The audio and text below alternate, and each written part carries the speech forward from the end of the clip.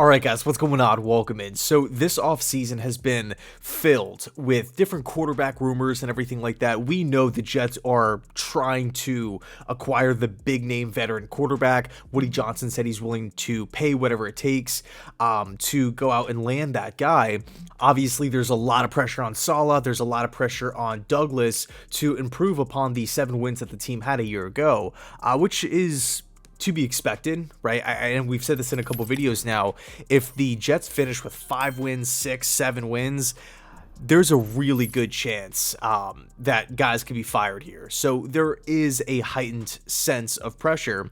Now, with that said, there's been 3 things that have happened within the last 48 hours here that are all connected in one way or another when talking about a hypothetical Aaron Rodgers to the New York Jets connection in 2023. Do I think it's going to happen? No, probably not, but I didn't think Russell Wilson was going to be a Bronco. I did not think Deshaun Watson was going to be a Brown. I thought Lamar Jackson would already have signed his extension by now. So we've seen strange things happen in the NFL for sure. And also knowing how Rodgers acts in the offseason always kind of leaves the door open for a possible exit. 1 foot in, 1 foot out the door, not really too committal with the Green Bay Packers. I mean, even last season we had the whole Jeopardy thing. Like, Rodgers is just he's an interesting case study. Tough guy to read. You never really know what his next move is going to be. But going back to the initial point here, which was the 3 connecting dots, the first, according to multiple Jet beat reporters, Darrell Bevell, the frontrunner for the Jets offensive coordinator spot, declined the interview with the team. He declined the opportunity. Okay, so that right off the bat, when you're kind of projecting a candidate, this is the number 1 guy. This is the guy that everybody feels is going to get the job. And now all of a sudden he's declining to even interview. He's not even going to see what's up with the Jets. He's going to stay with the Miami Dolphins in a lesser role as quarterback coach. Now it opens up the door. What's plan B? What's the pivoting move for Douglas, for Saleh, for this Jets organization moving forward? According to Saleh, he wants that veteran experience, somebody who's been around the league. And I agree. I am right there with Saleh. I want an experienced guy running the offense. Unfortunately, Saleh's not Andy Reid. He's not Sean Payton. He's not Sean McVay. He has no input offensively. So this job is going to be massive. This offensive coordinator is going to have to install the offense, grow and develop players, game plan and figure out how to attack defenses week to week to week, and figure out and develop the quarterback position. And on top of all of those things, call plays. So that is a laundry list of responsibilities. We fell into that trap with Mike LaFleur where it's like, hey, he has a lot of potential. He's a young guy. He's going to be a really good coach one day, but he's never done any of that stuff before. And then we all kind of saw what happened, in the end, how the wheels fell off the season, losing 6 straight. So that's the first domino. Darrell Bevell, the front runner, declined to interview. What's the next step? News broke early yesterday morning that the Jets were interviewing Nathaniel Hackett, recently fired from the Denver Broncos.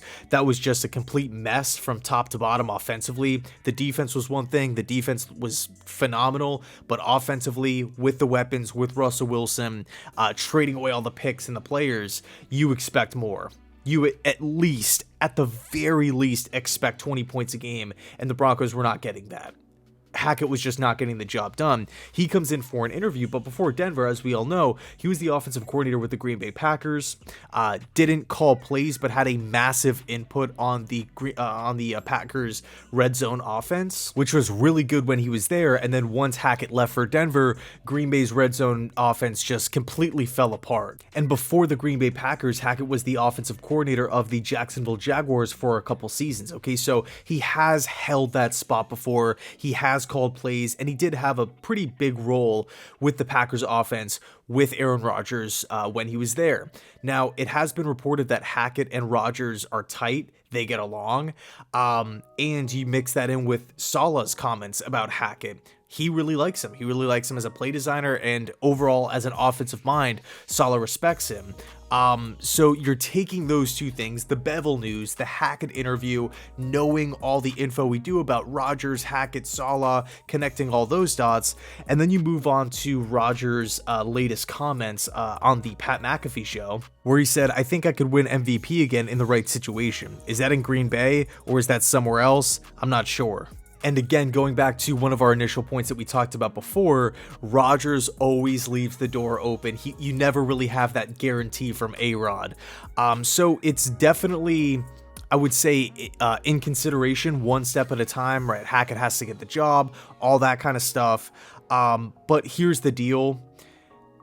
Rodgers, although he is still a fantastic player, I love watching Rodgers play. Funny enough, he's actually the only player that I remember like bailing on plans back when I was like younger, because I'm like, oh, Rodgers is on primetime football. Green Bay's playing Thursday night. Green Bay's playing Monday Night Football. They're in the playoffs. I'm watching Aaron Rodgers play because he's that good. He's that fun to watch. And again, 39 years old, can still play at a really high level. Despite all of these different connections, despite, Aaron Rodgers being one of the top quarterbacks, we have to look at the contract. In 2023, he is owed over $53 million. A ton of money. He is owed just under $60 million. I know it sounds crazy. That number is mind-blowing. And what's even crazier is that it's guaranteed. So in essence, Rodgers holds all the cards, and Green Bay, the Packers organization, they're kind of at the mercy of what Rodgers wants to do. If the Packers want to move off of Aaron Rodgers, they want to move forward with Jordan Love. Now it's like, okay, how do we trade a quarterback with that big of a contract? You either have to pay some of it, pay a good portion of it, or just accept a trade that you're hardly getting anything in return. Maybe even both scenarios there.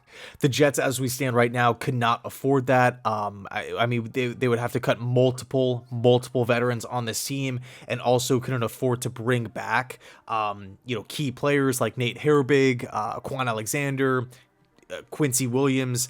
I would assume the Quinnen Williams contract extension would probably get put on the back burner. I don't know if the Jets can risk doing something like that.